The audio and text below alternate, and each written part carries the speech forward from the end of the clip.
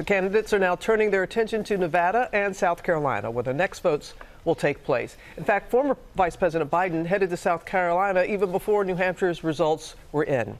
Eva Pilgrim is there, has more for us. Good morning, Eva. Good morning, Robin. Yeah, Joe Biden left New Hampshire before the polls even closed, coming here to South Carolina. His campaign says the idea that you can draw any conclusion after these first two contests rules out a lot of minority voices who haven't had a chance to weigh in yet. That is why he came to South Carolina, to make sure those people know their voices matter and that he is listening, telling the crowd here it ain't over.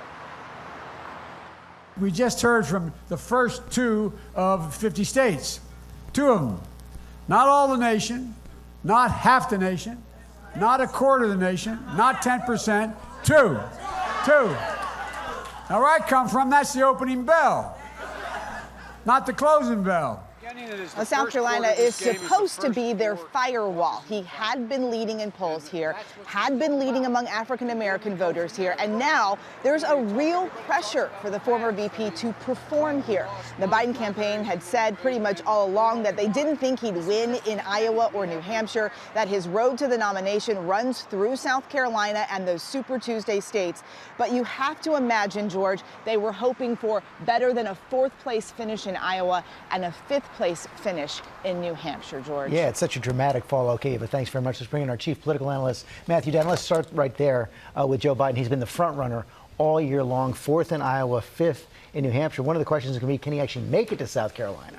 Well, yeah, he was the front runner, but a very weak front runner in the course of this race, and we obviously know what happened in Iowa in this. I think as of today, there is no front runner in this race, which is fascinating because we've had two of the most important contests. Well, Bernie will say he's won the first popular vote in the first two states. But then Pete will argue that he won more delegates in Iowa and he tied for delegates last night and just become a delegate race. I think it's very, very difficult for Joe Biden going forward in this. We haven't seen a South Carolina poll in the race yet.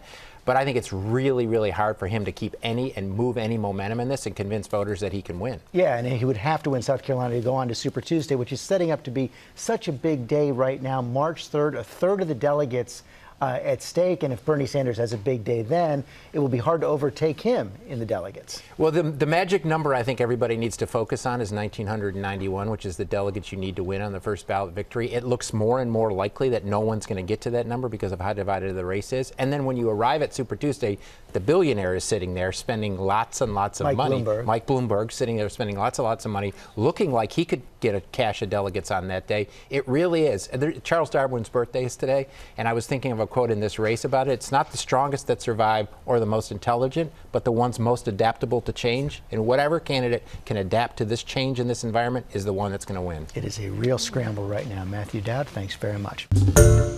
Hi, everyone. George Stephanopoulos here. Thanks for checking out the ABC News YouTube channel. If you'd like to get more videos, show highlights, and watch live event coverage, click on the right over here to subscribe to our channel. And don't forget to download the ABC News app for breaking news alerts. Thanks for watching.